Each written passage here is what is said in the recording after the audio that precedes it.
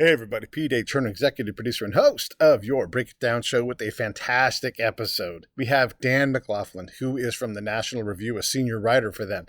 So Dan is cited by everybody. You got to do is type his name into a Bing search and you will find out how much this guy not only writes well, but his writing is revered by other people, to include a White House press briefing. Yeah, like 2 days after we had him on topic, we actually, the Break It Down show doesn't get credit for any of this. Dan gets all the credit for it. But we were talking about these things. We were as timely can be. So here's the podcast version of that live conversation. I know you guys will appreciate that. And I promise we'll get away from the politics a little bit here coming up. Still do the academic thing, still do the veteran thing, and the music, of course, and the arts. But just with the election coming up, I thought we'd just kind of get one last little crescendo of these political topics because they are important. We do want to get along. We do want to figure out how to get this stuff better, whether you're on the right, left, or in the middle like I am. Hey, we're all trying to sort it out, and having smart conversations with smart people, that's a good way to get us going further down the line. Hey, real quick, thank you all so much for your support. The show is growing. Biggest month ever this month. Yes, already broke the record. So thank you all. And seriously, thank you. Subscribe wherever you're subscribing at. And when you get a chance, you buy the books, send me a text, send me an email, pete@breakitdownshow.com. I want to hear from you guys. I want to hear who you want next on the show. And just again, thank you for letting us have our biggest month ever. All right, one more thing to say: save the brave, savethebrave.org. We've got a powerful charity charter around here, and if you can help us out to drive it home, well, I will appreciate that. One more thing to say: here comes Dan McLaughlin. Lions Rock Productions. This is Jay Moore. This is Greg Proops. This is Jordan Harbinger. This is Dexter from The Offspring. This is Nathan This is East. Sebastian Younger. This is Rick Marotta. This is Stuart Copeland. This is Mick Gillette. This is Andy Summers. Hey, this is Skunk Baxter. This is Gabby Reese. This is Rob Bell. Hey, this is John Leon Guerrero. Hey, and this is Pete A. Turner. This is Dan McLaughlin. You're watching the Break It Down Show. And now, the Break It Down Show with John Leon Guerrero and Pete A. Turner. Dan McLaughlin from the National Review, a senior writer, is on the show with us. I imagine we'll probably talk a little bit of politics, a little bit of current events. But I thought because you've written a blog, everybody should go to his blog page. I'll put that here in the notes in a second. But I thought we should talk a little bit of baseball first, if you're comfortable talking about baseball, because you've written about it quite a bit. Fire away.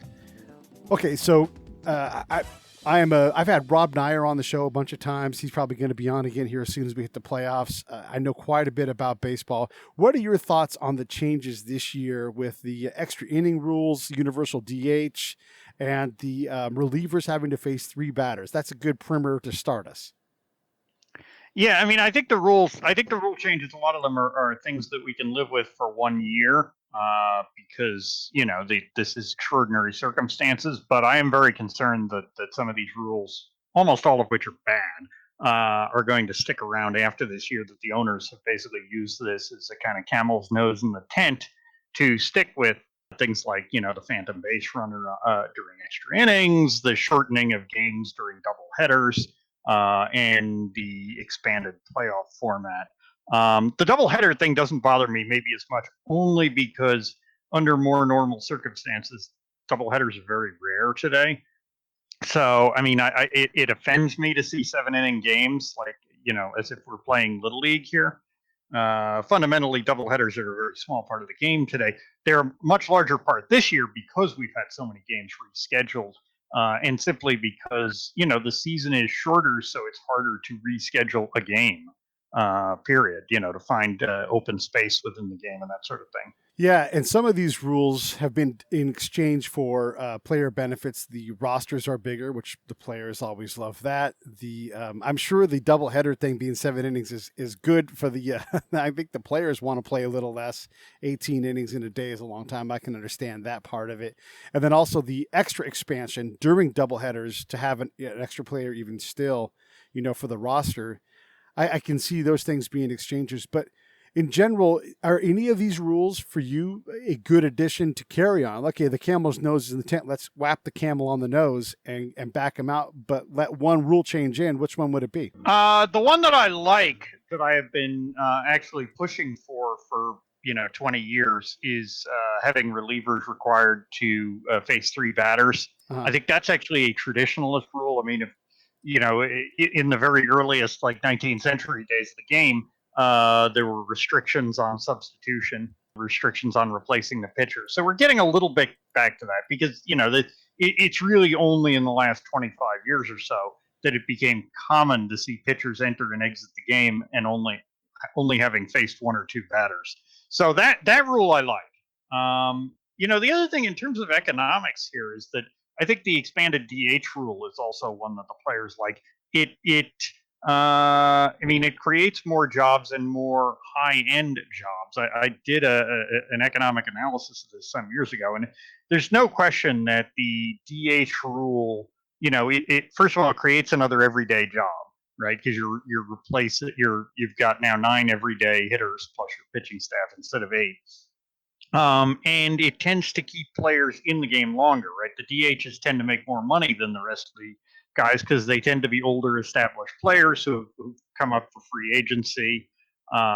So economically, the expanding of the DH rule also, is something that's very much in the economic interest of the players.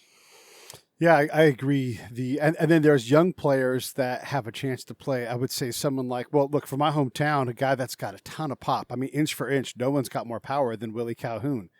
But he was never going to be a regular Dodger player because he just doesn't really have the ability to play defense at a championship level. Maybe for a second division team, but he's with the DH, he can play on any team in any league. And that's great because there's a kid that absolutely, he's so good with power, Dan. I don't know if you've seen this at all. He can clown. He can imitate somebody's swing and still hit a home run in a live game. He's done it in AAA. I'm positive he can do it in the major leagues. But he wouldn't have a role in the National League if there wasn't a DH. And same thing with another Dodger prospect, Edwin Rios, is primarily going to be a DH because of his enormous power. Like, what a threat he is, but he's not gifted on defense. And so here's a chance for even young guys to get jobs early. Yeah, and actually, I mean, this is actually another of the reasons, people talk about like the effect of expansion on the game, right? Why historically has scoring gone up whenever you have a year when you have expansion? Well, part of it is because pitching talent is rarer, but it's also because, when you bring up guys who can't make the majors into your pitching staff, it's because they're bad at pitching. Mm-hmm. But a lot of the guys who are trapped, not quite, these kind of quadruple A players who can't quite make the majors as hitters, very often it's because they're major league hitters who can't field, as often as they are guys who are, good defensive players or base runners who can't hit. Yeah, for sure. That glove is the biggest part. Like, if you can crush the ball with the DH, you can always play. But if you can't field, it's like, what can we do with you? You can be a dangerous guy off the bench late in the game, but that's not the career anybody wants.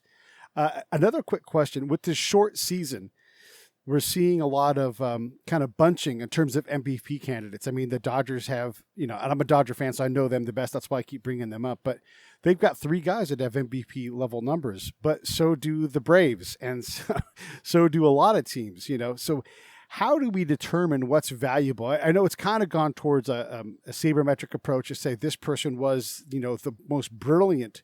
But in terms of value to a team, whether it's dollar for dollar or, being the guy that was clutch. I mean, Kirk Gibson didn't have the best numbers in '88 when he won. These kind of MVPs happen all the time. So what do you think does it do to this bunching? Because we haven't had a long season to separate what truly is valuable. Yeah, as a Mets fan, I'm still bitter about the MVP award going to Gibson. But, I mean, I don't think obviously for award purposes you look at dollar for dollar. Although certainly from the team's perspective that matters quite a lot. But I think you always start with the numbers, and you try to look at a serious evaluation of that. But very often you get MVP votes and Cy Young votes where the players are fairly comparable statistically, and that's where I think you can start to bring in the tiebreakers and say, wait a minute, this guy.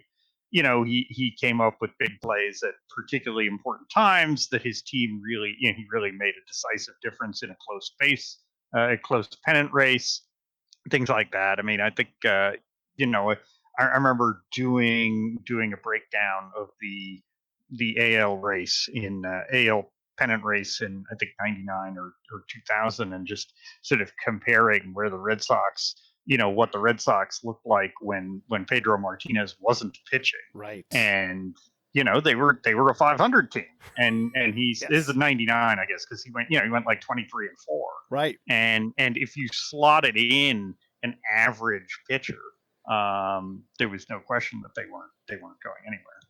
You look at a team, two teams, the Braves and the Dodgers, have a trio of hitters that are MVP grade. Whether they win it or not, regardless, they'll all get votes. But neither of these teams was expected to do anything except for compete. So they're already fulfilling what we expected of them. The Dodgers are so good. They've got 3 MVP candidates, and their MVP from last year isn't one of them. I mean, it's hard to be most valuable when you have that much depth. And the same thing with the Braves. You've got 3 guys at or above 1,000 OPS. Do we have to look at, do we automatically tie break them out and say we're not even going to consider that because there's so much talent there? It's hard to be most valuable in a league when you're backed up by that much support. Well, I mean, if you're looking at, your example of Kirk Gibson in '88, why did Gibson win? Well, because like the Mets vote was divided among Strawberry and McReynolds, and the same thing happened to the Mets in '86. They had too many MVP candidates. So that has certainly happened over the years, where teams that have multiple plausible candidates, the voting gets divided. Maybe not intentionally, but it just kind of naturally works out that way. I mean, the Braves obviously are also doing this because the National League East is a garbage fire. Yeah, the Marlins got out to that early great start and have literally been 500-ish, since then. And yet they're still competitive because they had an early great start. And there isn't 100 more games to sort out if they're good or not, Here's kind of a fun question. Who is the Kevin McReynolds today? Like for a while, I would say Bobby Abreu was that guy, where sort of great at a lot of things, but not brilliant, or enough to be an elite player. But damn, you loved having him on your team. Yeah, I don't know. I mean, I think Abreu was a much better player. Yeah, he was better for sure. McReynolds too, but yeah. I mean, in terms of all, I mean, one guy who I think he's very much at an elite level, but one guy who kind of sticks out as a guy who is much more of an all-around guy than a guy who does one thing in particular is Bregman. In Houston, you compare him to, because they have a lot of players on that team who do one or two things really, really well. Yeah. And, so Bregman, I think, is a guy who does a whole lot of different things. Maybe none of there isn't kind of anything that he's the best on the team at doing, but he's just a totally complete player. What about who are your white horse and your dark horse for the playoffs in both leagues? I don't know. I mean, I do think that the Dodgers are pretty imposing looking at this point. And they have the deep bullpen, which particularly in an exceptionally long set, when you're talking about a long march through the playoffs with a lot of short series, you're going to be leaning on your bullpen really hard, and so those relievers who may not be all that important, comparatively speaking, in the regular season, I think become much more vital in the postseason. And this many short series it's hard to really put big bank on starting pitchers. I mean, if you have a 3-game, best like 3 out of 5 game series, then your number one starting pitcher assumes outsized importance. But when you have those over and over and over again, then it's hard to keep clicking on, being able to rely on using your number one guy twice. But your ace relievers, they're going to be there every single night. And if you have, and you have to have the bullpen depth to be able to not burn them all, not just burn one guy out.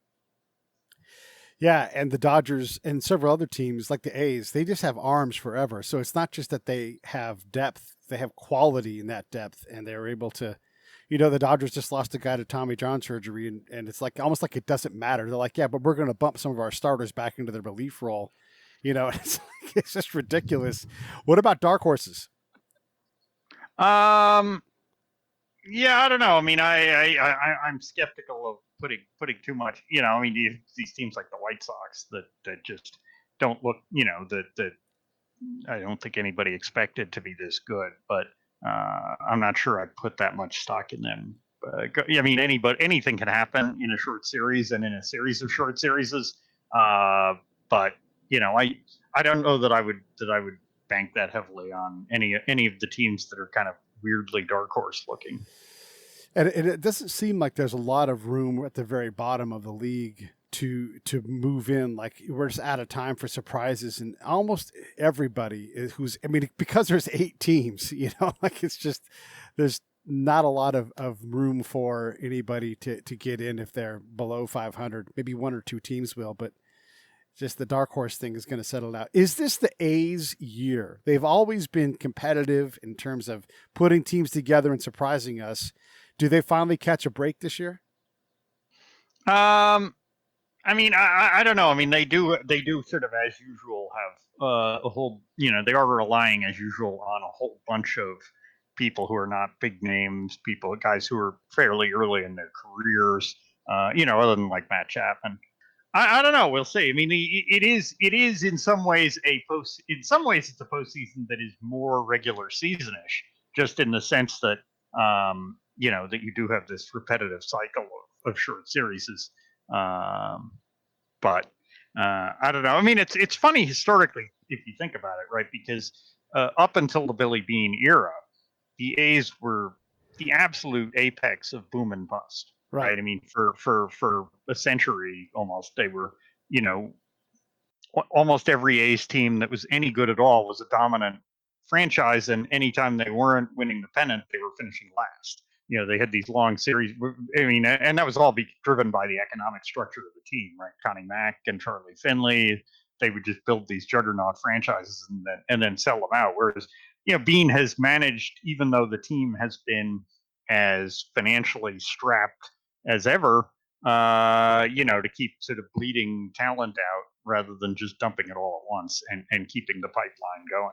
Yeah, they've had to redefine what valuable is, and they often get to set the market at that. Like, for a while they were looking for fastball hitters that were powerful low in the zone, and so they specifically looked for that talent. And because not everybody was able to see that, they were able to corner the market on these players. But that advantage moves around. But especially if a team doesn't take the statistical analysis side seriously, or they underfund it, you get way far behind, because there's teams that are, they have more people on their analysis staff than they have on the major league roster. For sure, the Dodgers, for sure, the Astros do that.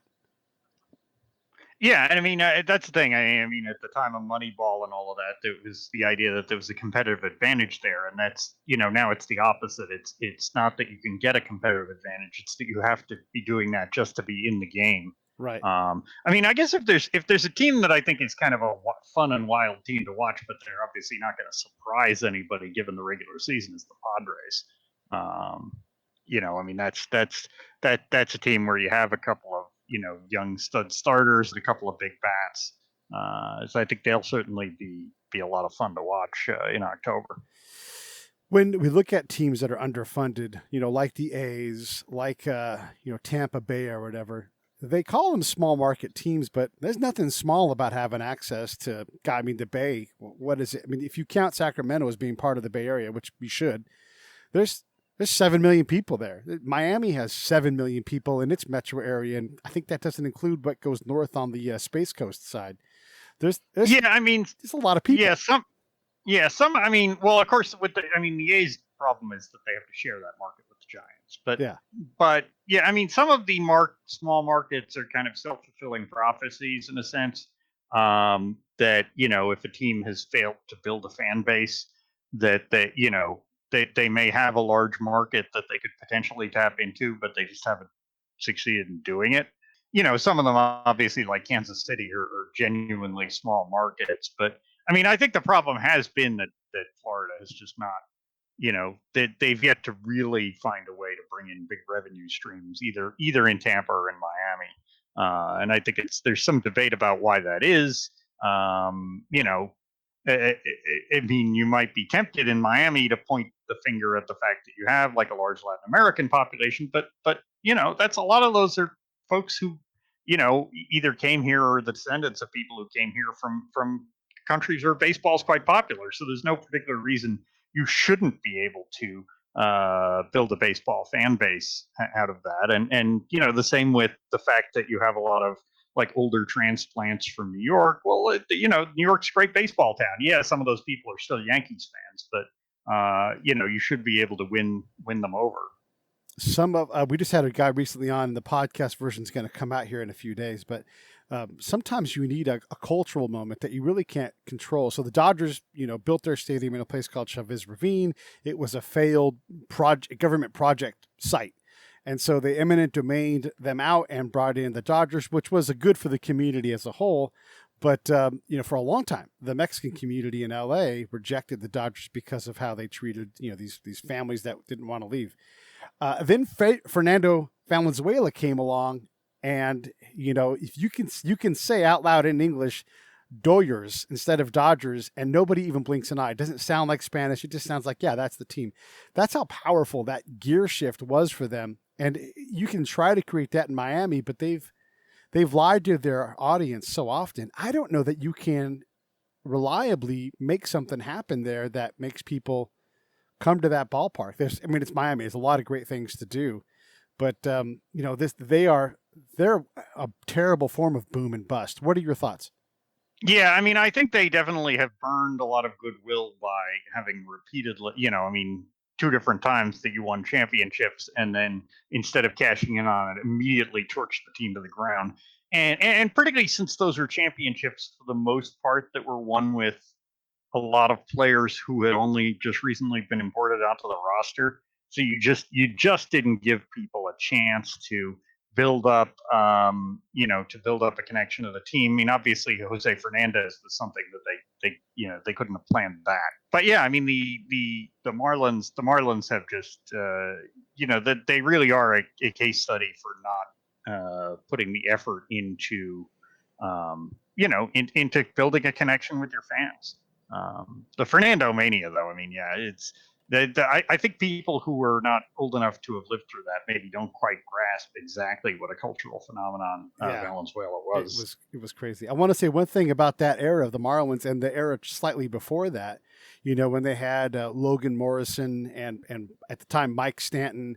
And, just like all these great players that went on to do other things in other places, Dan Ugla, they brought a lot of talent in to open that stadium up. And they literally took one season and said, never mind all of that, and destroyed that team as well. And then you lose Jose Fernandez to a tragedy.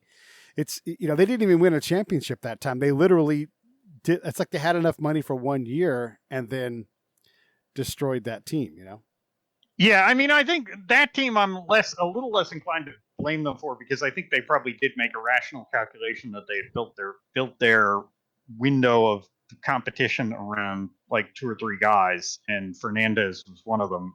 And once he was out of the picture, it just was not going to work. But it hit yet again the deep well of mistrust of them as a real franchise. Yeah, they really went after the Spanish market. They brought former Met Reyes in to play shortstop, and apparently he was done and no one knew, or they weren't good enough to recognize it. Mike Stanton, Miguel Cabrera, they had a lot of talent, but you're right. They just, it's hard to run a team when you can't get fans to show. It's that chicken and the egg. And you're trying to make something that happen.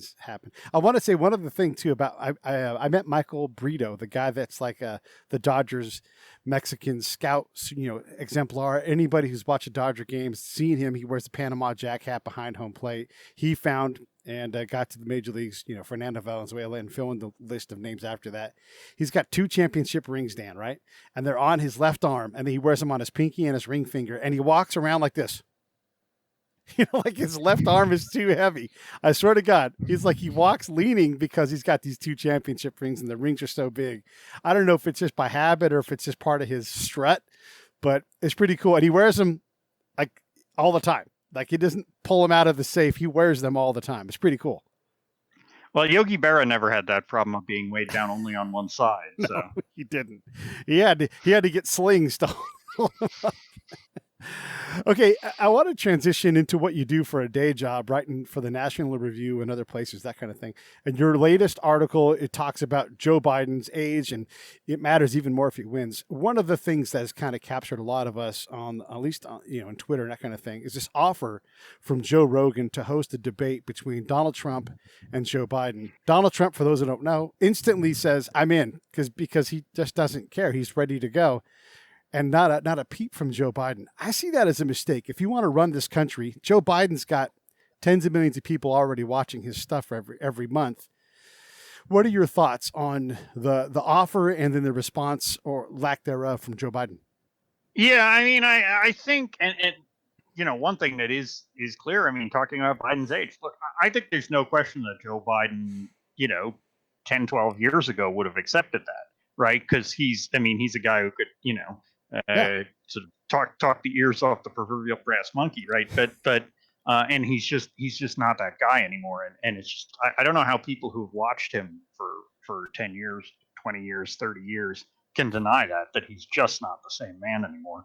I mean, look, I think Biden is taking a somewhat rational calculation or rational gamble here that he's far enough ahead that he doesn't need to break out of the traditional mold, that he can stick to the typical staged podium debates and everything, and he'll probably given one of the more ridiculous but somehow predictive metrics in presidential elections, that he won't have to worry about standing next to Trump and Trump getting to show off the fact that he's taller than Biden. But it's a format. I mean, I think the format that Rogan is offering is one that would be great if you had two candidates who were really fairly evenly matched, or two candidates who were fairly fast and stable on their feet.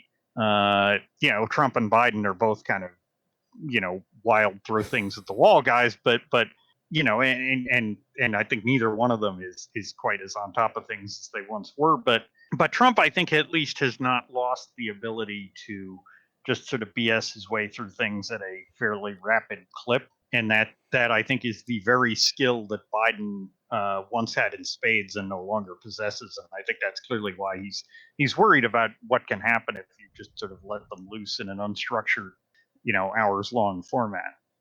Which is a shame, because being the president is pretty unstructured at times. You get things thrust upon you that you just can't possibly be prepared for. Yeah, although you get to call the shots of your own schedule, and in fact, the fact that presidents spend almost all of their time doing things on their own terms is one reason why presidential incumbents usually do so badly in debates. Even though the debates are, even as structured as the debates are, they are a bit of a session of control. And that's why, if you looked, that's why, Bush, George W. Bush in 2004 and Barack Obama in 2012, they did, and Reagan in 84, all did really badly.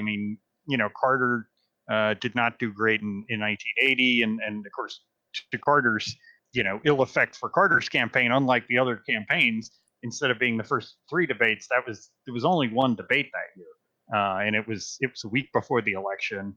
And I think, if I remember right, 80 million people watched the debate and 83 million people voted in the election. So easily the most consequential debate in presidential history, because it was, because of the size of the audience and only being one debate and so close to the election. When you look at the debate in the format that it's in now, it's fairly traditional, sponsored by a given network, broadcast on all the different channels.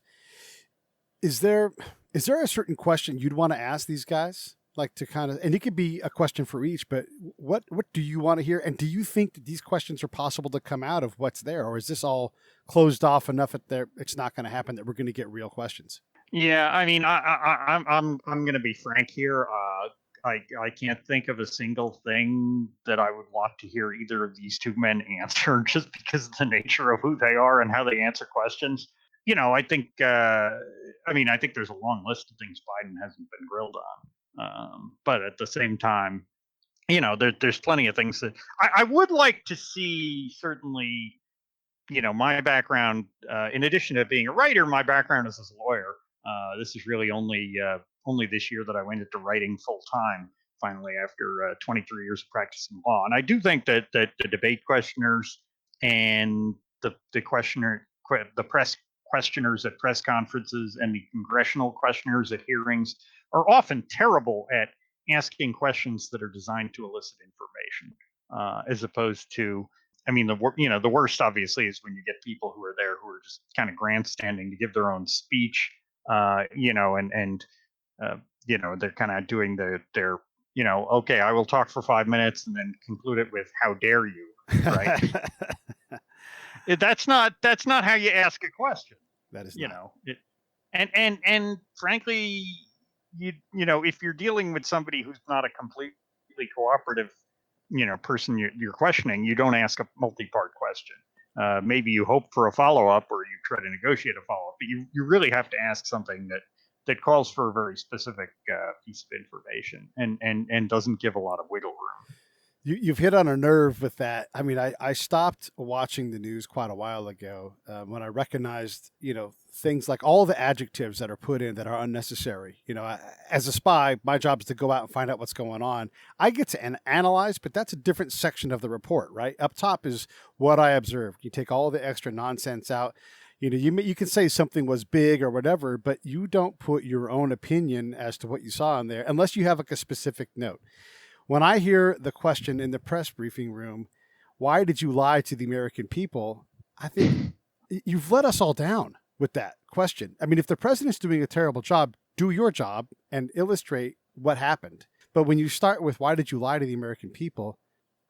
I now can't trust what you do because you've started by analyzing before your question even happened. Hey, this is Pete A. Turner from Lions Rock Productions. We create podcasts around here, and if you, your brand, or your company want to figure out how to do a podcast, just talk to me. I'll give you the advice on the right gear, the best plan, and show you how to take a podcast that makes sense for you, that's sustainable, that's scalable, and fun. Hit me up at pete@breakitdownshow.com. Let me help. I want to hear about it. I now can't trust what you do because you've started by analyzing before your question even happened. Yeah, and everybody in journalism wants to be, is it Joseph Welch?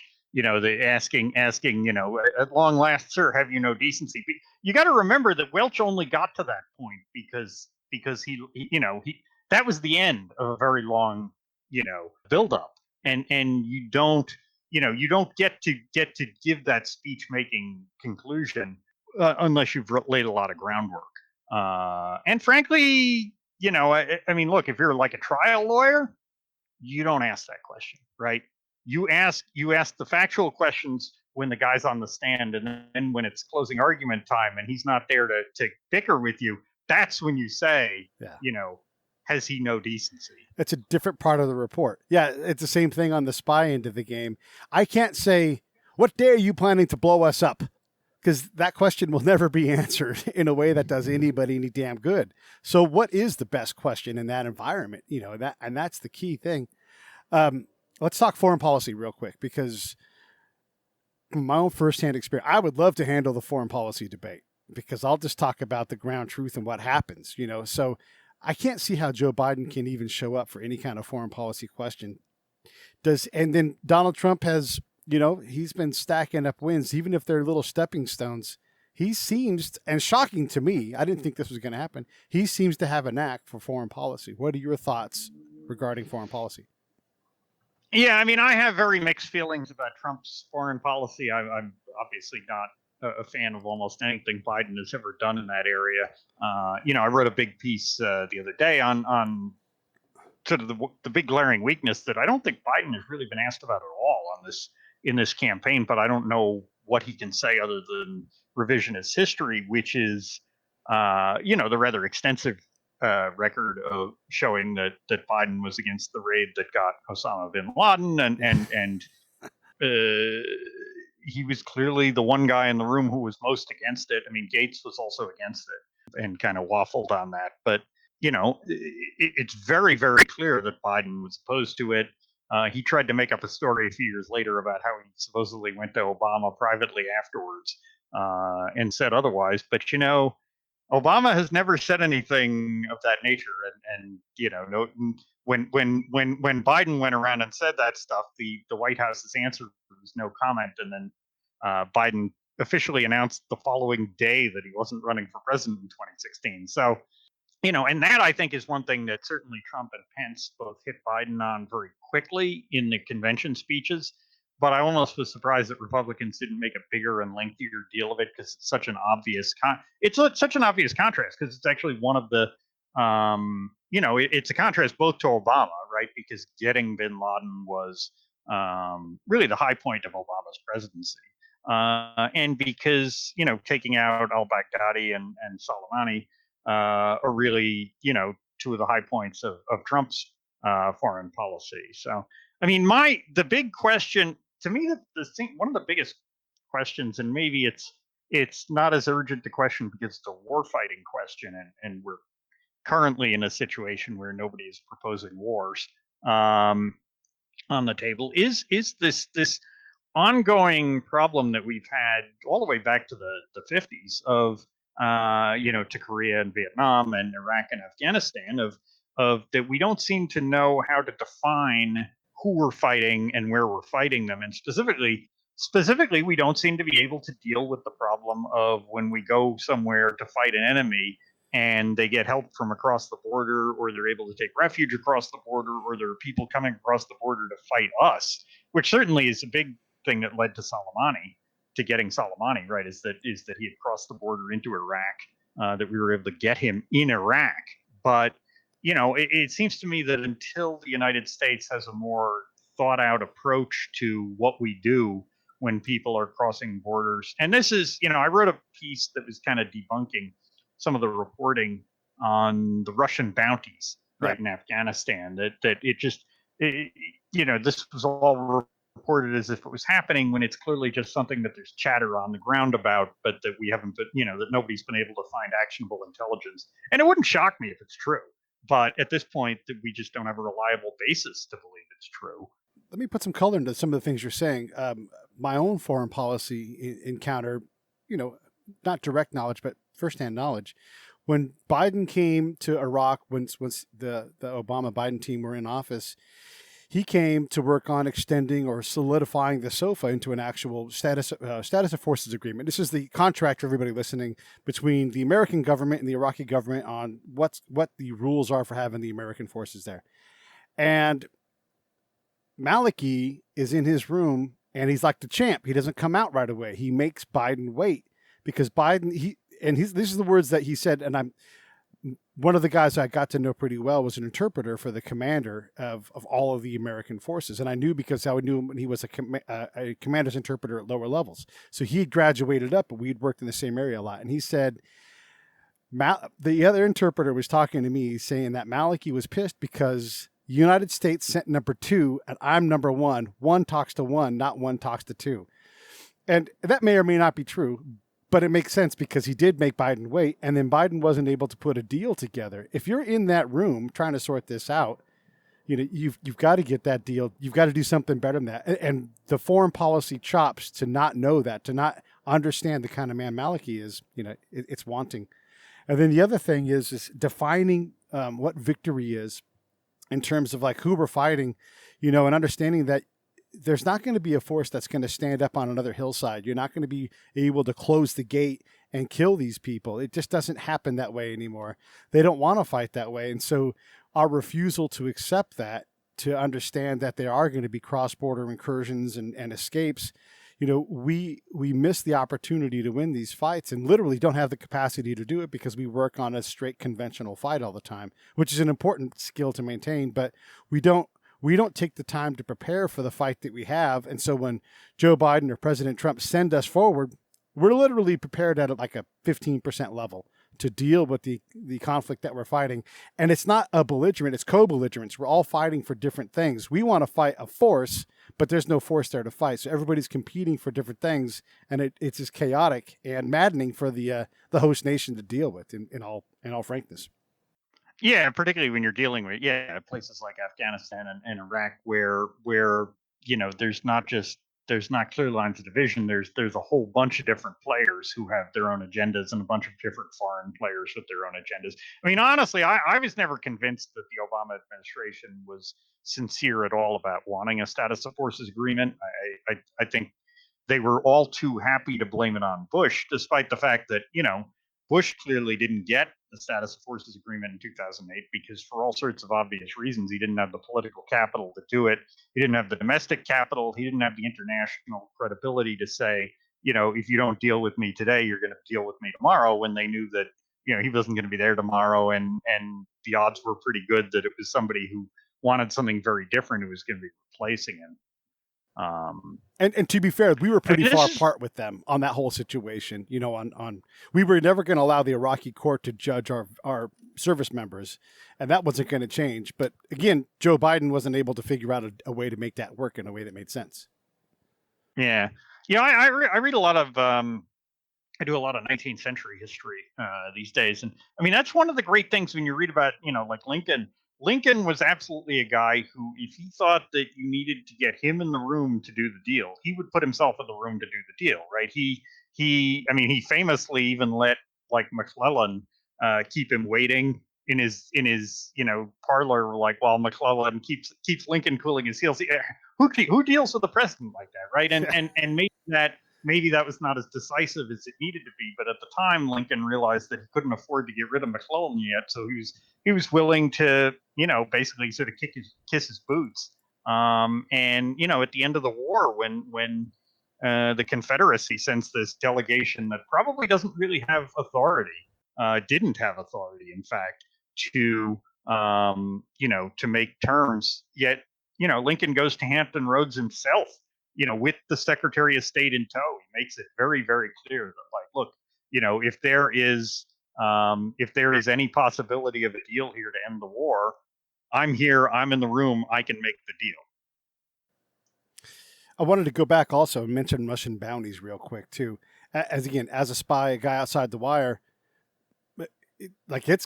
that there are bounties. You hear this intel all the time, whether it's real or not. Like, it's in no way a shock to me that any nation that is, adversarial towards us, and then there's a higher bounty if you're a female. There's a higher bounty if you're. There's literally been intel reports I've had my hands on, and it says, "Capture Pete," like my first name, and some kind of action that's not going to be good towards me, and a bounty. I mean, that it's combat. Like, of course, they're going to target. We do the same thing. We don't pay people money, but we definitely pay bounties if you give us bin Laden or whatever. But internally, the U.S. forces aren't going to get a bonus, but they'll get an award. They'll get recognition. So, I mean, the bounty thing is almost ridiculous. Of course, people are incented to take action against an adversary. It doesn't make anybody a bad president. And actually, it's not presidential business. It's commander business. And so, like, what's Donald Trump going to do? He's going to go to Putin and say, Are you putting bounties on our service members? No. Okay. Good. Leave. Meeting over. I mean, come on. Like, it's a ridiculous non-starting conversation. Yeah, and I mean the whole problem with more broadly speaking with dealing with Putin is the fact that I think we keep making this mistake of trying to work out our relationship with Putin independently of all of these other things that he's got his fingers in, and that the idea that I mean, you can't settle on a Russia policy that isn't connected to your Iran policy, your China policy, your Afghanistan policy, your Germany and the Baltics policy. And I mean, right now, we probably have to deal with the reality that we have to remain antagonistic to Putin on some fronts and cooperate with him on a very transactional level, perhaps in some other fronts. But I think the idea that you can actually have like a broader rapprochement with Putin, you can't do that unless you're ready to either, eliminate the Iranian regime or decouple him from the Iranian regime. And that's, Iran and Afghanistan are obviously not, those are not just like sort of far away adventures. From the Russian perspective, that's their doorstep, and those are places they've been involved in for centuries. Yeah, and the natural resources that they require. I want to ask another question on foreign policy, but I guess I'll just continue with this line here. So when you look at Russia's need to provide oil and energy to itself, China's need to provision its gigantic middle class, which is exploding, these places strategically need to provide and maintain, stability. And that oftentimes does not jive with what we want to have happen for our stability and long-term safety and protecting our partners. How does one, and are either of these candidates capable of handling that very delicate balance between China needs these things to stay reasonable and, hey, China's stealing our technology to the tune of trillions of dollars? Not really. No, I don't think so. Okay. But I mean, I think on China. Look, I give Trump some credit on China in the sense that I think, I think just his sheer sort of vocal and visceral, tendency to blame China, which is tied into his trade ideas that have, or I think trade is the one area where I give Trump credit for sincerity. I don't necessarily agree with all of his views on trade, but I think he's been very, very consistent going back to the '80s on how he thinks about trade, and so I think that that as much as anything drove his approach to China, and I think that Trump's just how vocal he has been about China has really shifted the Overton window, if you will, the needle of public policy discussion. That I don't think you can necessarily. I don't think even Biden, who has a certain amount of kind of interest in pro-China, I don't think he can put things back to where they were. I don't think there's a reset button you can hit with China that gets us to where we were 6 or 7 years ago, where there was kind of a bipartisan leave China alone implicit attitude. Like a lot of these things are on the table now that were not on the table before, and it's going to be hard to put them away. But I think the broader chess game of figuring out how do you put all the pieces together to cut deals with China and cut deals against China. I don't know that I see the strategic vision there from Trump, and certainly not from Biden. When President Trump ran, he ran on a number of promises. Oddly enough, he seems to be doing. Look, we don't have to agree with the success level, but he seems to be trying to enact the things he said he was going to do, and it really shouldn't be surprising. But it appears that he runs the nation like a business. He's like, hey, we got a bad deal here. You're not paying your invoices there. Hey, who are you? Let's figure out if we can work. He really does those things. I don't know if you can run the United States like a business. So I want your comments on that, but I also want to get your comments as a lawyer, especially on we've lost control of the presidency, like the president, whoever it is, with the ever increasing use of executive orders, and then how the president is bypassing Congress altogether with these things. Is this something that is this horse out of the barn, or is this something that we can get control of? Or is this the way we're going to have to do this now to get past gridlock and heal our nation? So kind of a complex question, but dealing with the EO thing and I think I see that as being like the biggest potential for a disaster. And then also the president's technique of running the country like a business. Yeah, I'm not a hostile witness, so I'll let you off the hook for asking a compound question. Well, look, I think it is definitely true of Trump, much as it was true of George W. Bush, by the way, at least in his domestic policy, that if you look at Trump's pre-presidential career, whether you love him or hate him or somewhere in between, and you look at how he has run the executive branch, it's not that shocking. It's not that surprising. It's not that big a departure. I mean, Trump's businesses, which have, got a good deal of mixed success and failure there. But Trump's businesses, the thing to remember, too, is that they were very much his personal fiefdoms, right? Trump never managed like a big publicly traded corporation that had to answer to shareholders and everything. So within that parameter, yeah, I mean, I think Trump thinks of the executive branch in the same way fundamentally that he thought of his own business operations. I think where that's gotten him obviously in the most trouble is in the area of overseeing law enforcement and investigations and right. The sorts of things where, this just doesn't happen to the boss in, when you're running the Trump organization, but you're running the federal government and it does. Yes. I mean, I do think one thing that is very positive to come out of in an ironic way, one thing that's very positive to come out of the Trump term for Republicans, even though Trump hasn't really actually delivered on a lot of the things he promised, I think he's delivered on the idea that he delivered on his promises. It's not like we have a border wall with Mexico. They put up some additional fencing. It's not like we actually have a better trade deal with China, but he has certainly at least, gone into a trade war with China and been able to reach some small agreements. But I think he has at least refocused the party, hopefully, on the idea that you have to you have to make promises that are concrete, that are tangible, that people can see, and you have to go about showing people that you kept those promises. I think that was a huge part of the rise of Trump was the loss of faith among Republican voters that Republicans, whether it be moderate Republicans, conservative Republicans, establishment Republicans, Tea Party Republicans, that Republican leaders actually meant the stuff they were saying, that they meant their promises, that they meant their principles. I think unfortunately what got overlooked in the 2016 election was that we had a number of governors running who actually did have a very good record of delivering on their promises.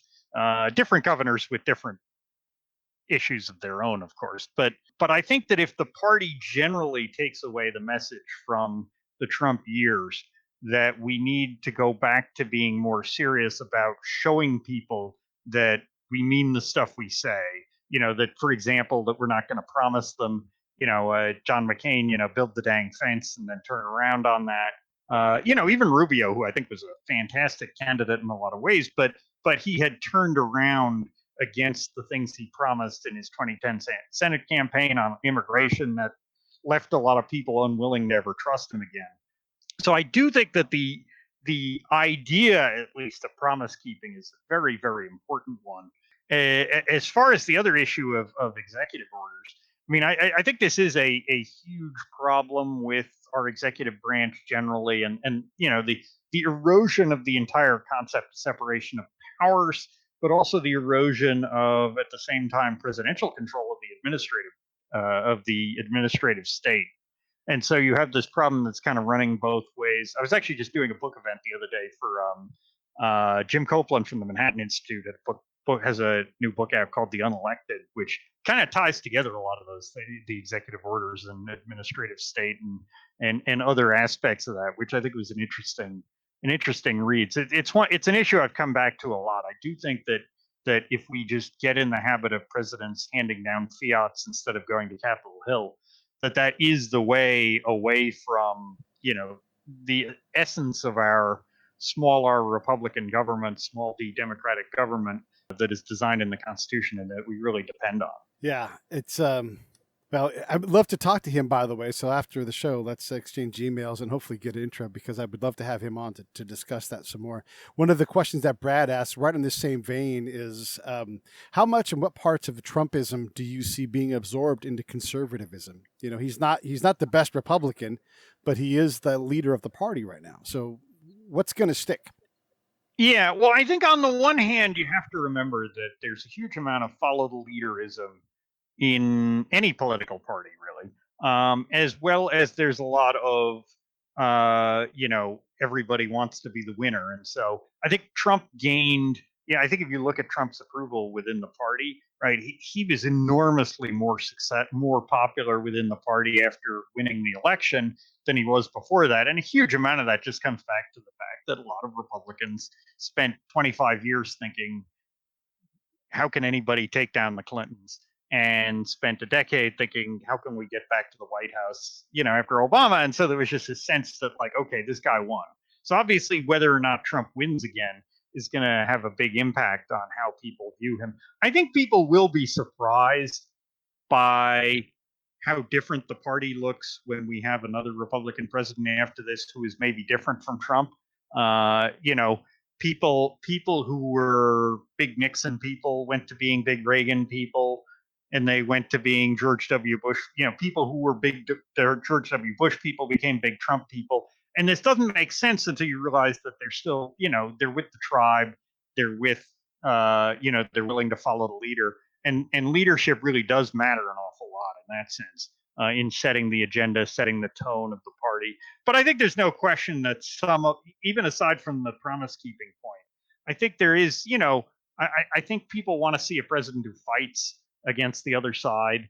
And I think the kind of the Buchananism parts of Trump, that is the dislike of immigration, trade, and foreign wars, I think that strain of the party is not going away. I don't think that faction of the party, the Buchananist faction, is necessarily going to remain running the party for continuously for the next 20 years. But even as a matter of the map, if you look at the map, right, why was Trump so successful in 2016? Because he reoriented Republicans away from kind of the George W. Bush theory of the map, which is Texas, Florida, Arizona, kind of we need to broaden our appeal in those places, to saying, wait a minute, what about the Midwest? Bush is actually the only Republican president in history to win the White House without winning the Midwest. Right. And so Trump went back to those old Republican roots, and broke down the so-called blue wall.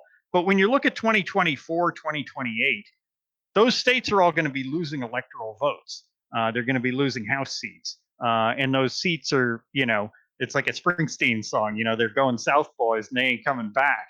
Right. So those seats are going to Florida, Texas, Arizona. And so I think a Republican, I think that the Buchananite strain that runs very well in the Midwest, I think that's going to continue to be part of the party. And I think you're not going to see a return to a fully George W. Bush style, outlook on internationalism and immigration. But I do think that you will see, I don't think that you're going to see a fully Buchananite party either, because I think I just think that the map suggests that Republicans are going to turn their attentions in a different direction by the next two election cycles. These things pivot on the smallest thing. Like, George Bush wins that, I guess we would say, historic path, kind of presidency. And also you had an incumbent based candidate, granted vice president, who didn't win his home state. Like if he wins Kentucky, he wins. That's it. It's over. But he couldn't even win his home state. And so these improbable things stack up. I wanted to ask you this about, I'm not a big Trump supporter. I'm certainly not a Joe Biden supporter. I don't think he can handle the job physically, mentally, whatever. But we had all this time, right, for the left to stand up someone who could have run. We have at least until he proves otherwise, an incapable, physically, mentally incapable president.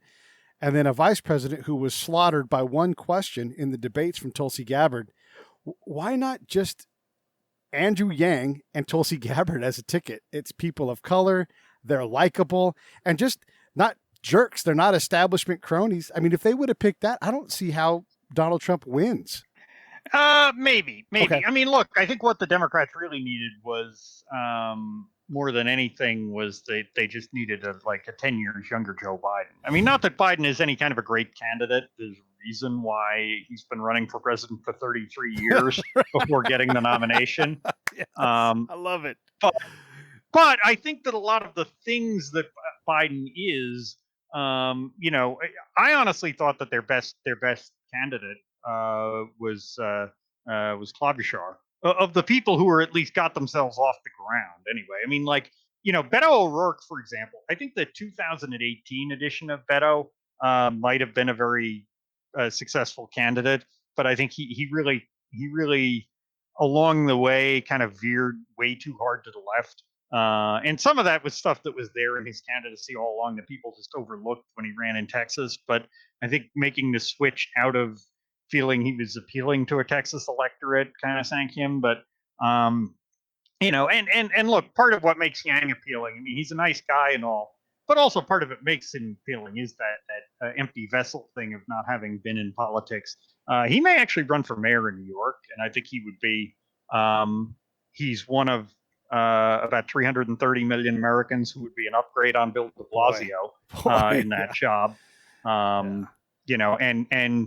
And there's historically not been a political future after running for mayor, after being mayor in New York. But he may look quite different if he takes that job, because he may succeed or he may fail.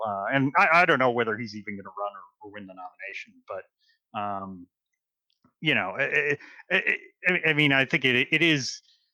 The one thing there to remember too, that personality is so much of this stuff, both personality and personal biography, right? I mean, why did Biden do so well in so many of the places he did. And a lot of it was simply, it's not so much being Joe Biden, it was being Obama's vice president. And so a lot of his, loyalty with the black community in particular, I think was attributable to that more so than to who Biden is himself. One last question, and this is just sort of a freestyle question that I like to ask people that have this kind of knowledge. Who was the last president that didn't just openly enrich themselves? And why do we get so mad at Donald Trump for when he does it? I think, I don't know. I don't know that I would say that say George H.W. Bush or Reagan really was, enriching themselves in office. Okay. Or even, even really W. I mean, look, they all cash in, obviously, on the easy one that they cash in on is post-presidential memoirs. And you can make so much more money on that than on anything else that you don't really need to. I think the real kind of, hand in the pockets scandals tend to be more a matter of like people lower in the chain than the president. I mean, how many books turn into hundreds of millions of dollars, though? I mean, there's a lot of wealth being created, Yeah, and it is kind of a bribe in itself, right? Just that ability to, most of these guys are not like U.S. Grant scratching out his memoirs, to try to keep his family out of the poorhouse, right? Yeah, I don't know. I mean, I think Trump gets in trouble for it because of just the, part of Trump's whole drain the swamp thing, I think, is it's much less about ending the corruption in Washington than in ending the pretense that it's not corruption. And so he's, I think he has done a number of things that are kind of just a little more open versions of what other people were already doing, but doing smoothly with lawyers and with, nice words and statements and, maybe keeping things a little more properly legal, but not any more ethical. I'm going to sneak one more in. President Trump is running on, I'm going to work on term limits. Do you believe him? He'll probably send out a few tweets and stuff, but I don't think term limits for the most part are a good idea. And I don't think that he could accomplish them anyway. My normal response to term limits is I'm like, well, vote your guy out. And then the answer almost always is, but I like my guy. So it's like, well, that's the problem. Yeah. Well, I guess I'll give you the opportunity. If you want to, you can ask me a question. I've hammered you for an hour and thank you for that. Do you have a question you want to ask me? I didn't come with one prepared other than, thank you for having me on the show. And it's been a great discussion. Yeah. And one of the best ways to support Dan is to go to National Review and read his columns. Those clicks matter. And you can always hit him up on Twitter. Look in the show notes for all that information if you're not watching live right now. And just everybody, these conversations, look, we didn't have a political conversation. We had a rigorous conversation about things that we don't like about these things. We can have these conversations, you guys. We really can. Dan, thanks so much for coming on a Friday and hanging out with me. I appreciate it. Come back and for sure, anytime you want to say something, I'd love to have you on. All right. Thanks.